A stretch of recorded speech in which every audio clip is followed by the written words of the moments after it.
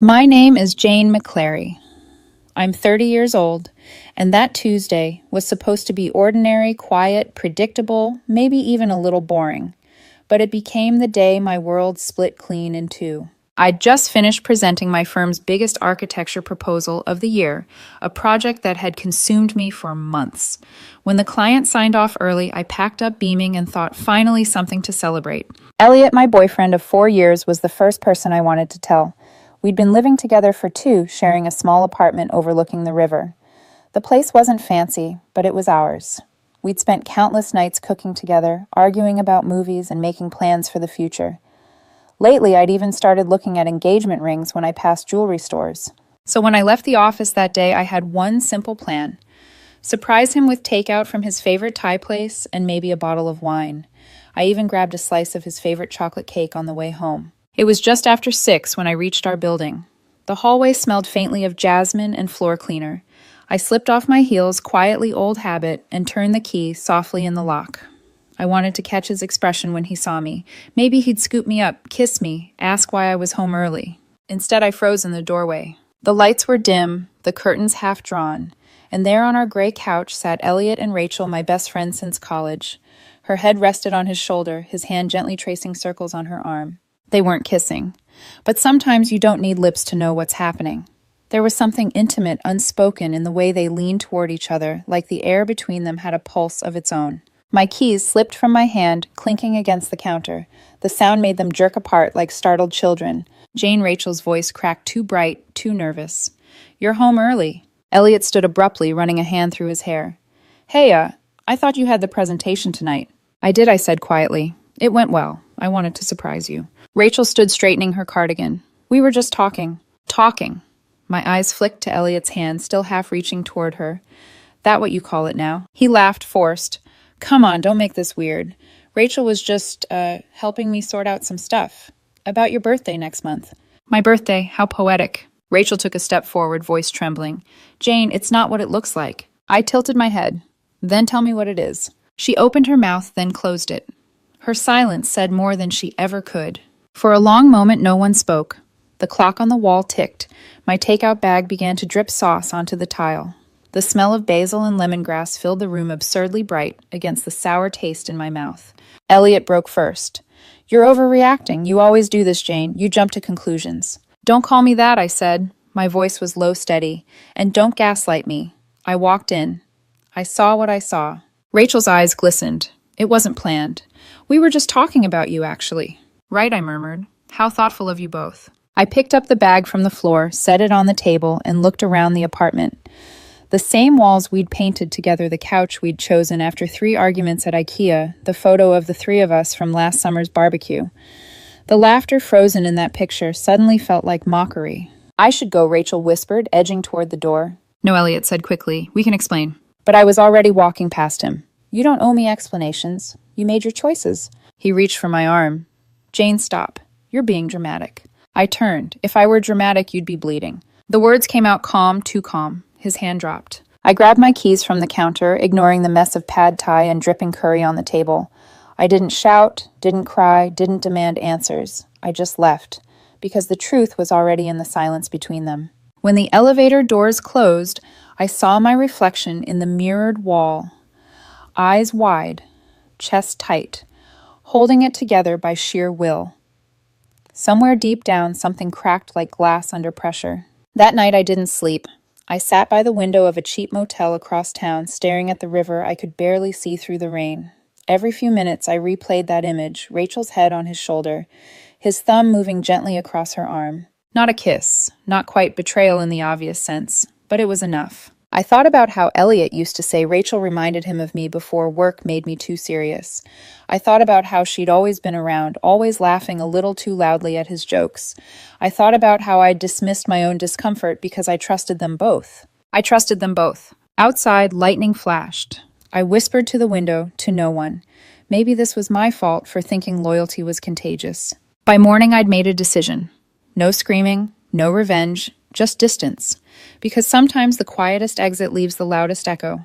The next morning, Elliot texted me 3 times before I'd even left the motel. "Please come home." It was nothing. "You're making this worse than it is." I stared at the messages numb. The thing about betrayal is it doesn't hit all at once. It seeps in like water through cracked concrete until you realize you're standing in ruins. By the end of the week, I went back to the apartment. Not because I forgave him, but because I needed to collect my things. When I walked in, everything was as I'd left it, the same faint scent of his cologne, the same framed picture of us at the lake. But something was missing. Trust, warmth, safety. Elliot met me in the living room, nervous, overeager. "Jane, can we please talk?" About what I said, keeping my voice level. "That night, it wasn't what you think. Rachel was upset about her breakup. She came over for advice. You just misunderstood." I almost laughed. "Do you always comfort crying friends with your hand in their hair?" He flushed. "You're twisting it. You know Rachel. She's affectionate. You're reading into something that isn't there." I looked at him, really looked. His eyes darted away. His jaw clenched a little too hard. "You're lying," I said softly. He took a step toward me. "No, I'm trying to fix this. You're making it impossible." I didn't answer. I just walked past him into the bedroom and started folding my clothes. He stood in the doorway watching. "You're not even going to fight for us." I stopped, my hands still. Why do women always have to fight for something a man already killed? He didn't have an answer. For a while after that, I tried pretending life was normal. We didn't break up, not officially. We just stopped talking. We still lived together, but the air was heavy. He'd leave early, come home late. His phone was always face down. When he did speak, it was in clipped, polite sentences like two strangers sharing a bus ride.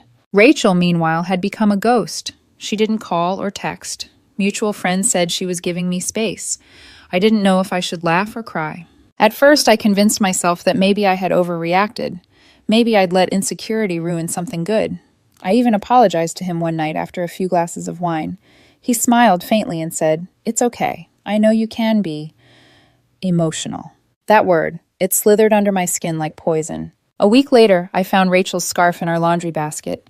Pale pink, the one I'd helped her pick out last Christmas. I held it up, feeling my stomach twist. "Elliot." He walked out of the bathroom, towel around his waist. "Yeah. Why is this here?" I asked. He glanced at it, shrugged. "She came by a few days ago. Must have left it." "She came here." He nodded too casually. "Yeah, she wanted to borrow my old camera. You know, for her photography class." "Funny," I said, because she dropped that class 2 months ago. His jaw tightened.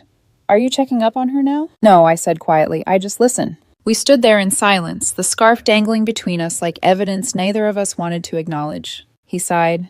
"Jane, you're spiraling again. You need to relax. Not everything's a conspiracy." "I'm not spiraling," I said. "I'm connecting dots you keep trying to erase." He ran a hand through his hair, frustration flaring. "You always have to make everything dramatic." "I always have to notice when something's wrong," I corrected. For a moment, his expression softened, guilt flickered across his face, but it vanished just as fast. He stepped closer, voice lowering. "You're pushing me away." I looked up at him. "No, Elliot. You already left. You just haven't packed yet."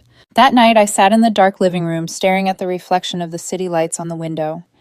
I thought about the way Rachel used to tease me for being too logical, how Elliot once said she was so easy to talk to. I remembered the way she looked at him at our last dinner together, too long, too open.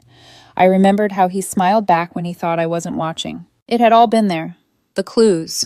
The small betrayals disguised as coincidences. Maybe I didn't want to see it.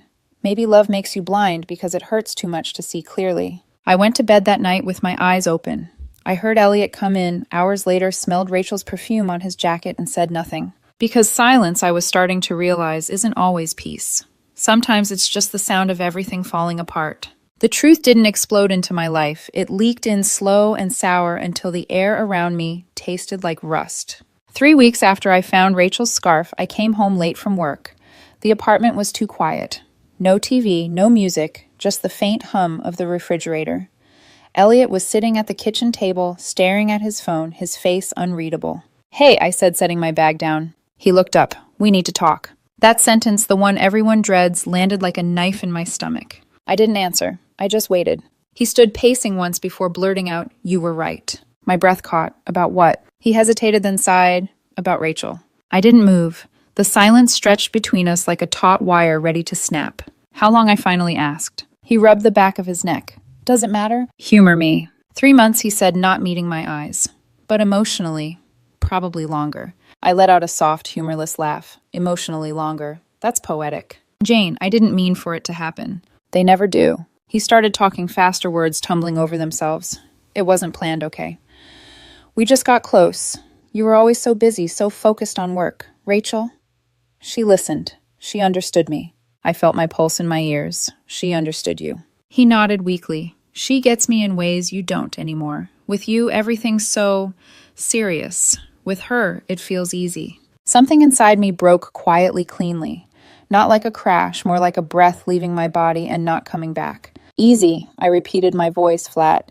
You cheated on me because she was easy. He frowned. That's not what I said. But that's what you meant. The doorbell rang. He froze. I stared at him. Let me guess, I said. Rachel. He opened the door before I could stop him. There she was, standing in the hallway, clutching her purse like a shield.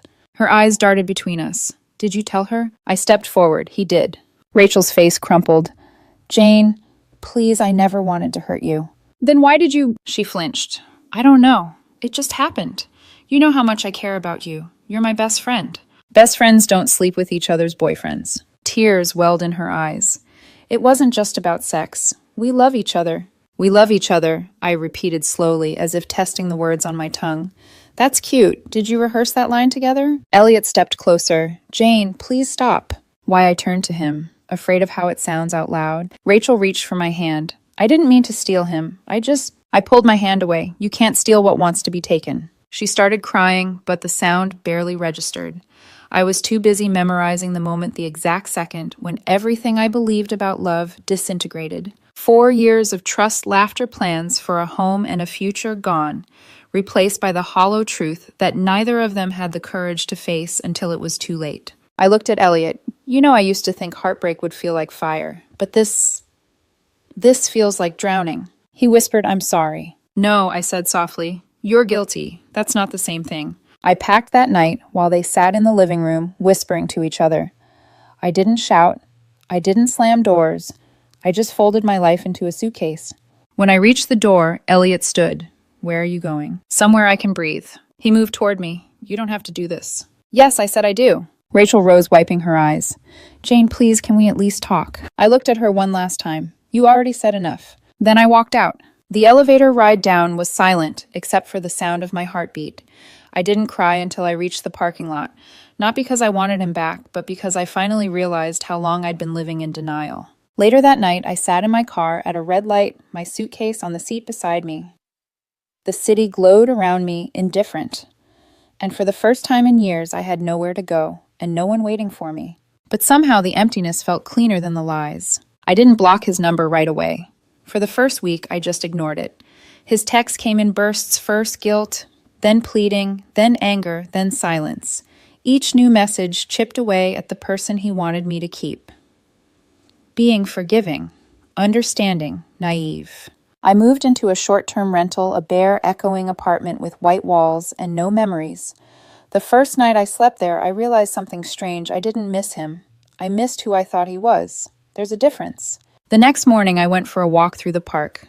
The air was cold, the kind that wakes you up from the inside. I passed a couple holding hands, laughing. A month ago, that sight would have gutted me. But now I just felt nothing. That nothing was peace. 3 weeks passed. People noticed my disappearance. Mara, one of our mutual friends, cornered me at a coffee shop. You're seriously not talking to him? She asked, incredulous. No, I said simply. She frowned. Jane, come on. He made a mistake. Everyone does. I stirred my coffee slowly. A mistake is spilling coffee on someone's rug. What he did was a decision. Mara rolled her eyes. You're really cold, you know that? I smiled faintly. No, I'm healing. That was the end of that conversation. I deleted my social media next, not out of shame, but because I didn't want to perform my pain. I didn't need to prove to anyone that I was doing fine. I just wanted to be fine. I started therapy, signed up for yoga, took weekend hikes by myself. I cooked for one and found that silence at dinner didn't feel empty anymore. It felt earned. Meanwhile, the updates kept finding me through others. Elliot had quit his job at the agency. Rachel was posting vague quotes about karma and losing yourself to love. I didn't care, but I read them anyway, as if studying a language I'd once spoken fluently, but now forgot. My therapist, a calm woman with gray hair and kind eyes, asked me once, "What do you want from all this, Jane?" I thought for a long moment before answering. Nothing. That's the point. She smiled. Then you're finally learning detachment, the hardest kind of revenge. One afternoon, I ran into Elliot's sister at the farmer's market. She looked surprised, almost relieved to see me. "Jane, I've been meaning to reach out," she said. He's not doing great." I picked up an apple, inspecting it. "That's unfortunate." Her face fell. "He made a mistake. He knows it. He misses you." "I'm sure he does," I said, setting the apple back down. "But he didn't miss me when I was still there." She sighed. "You used to love him." "I used to be loved by him too. At least I thought so." Her voice softened. "He's miserable, Jane. Don't you care?" I met her eyes. I care about the woman who finally stopped waiting for his misery to make her happy. She didn't know what to say after that. Nights were the hardest at first. Not because I missed him, but because I was relearning how to live without measuring my day around someone else's mood. I'd hear echoes of our old life, sometimes the sound of his laughter in my head, the way his toothbrush used to sit next to mine, the faint scent of his cologne when I unpacked something he'd once touched. But those memories faded slowly like photographs left in the sun. One evening, I lit a candle, poured myself a glass of wine, and sat by the window watching the city. I thought about Rachel. I wondered if she looked at him the same way I once did, believing love could excuse everything. Then I realized I didn't want to know.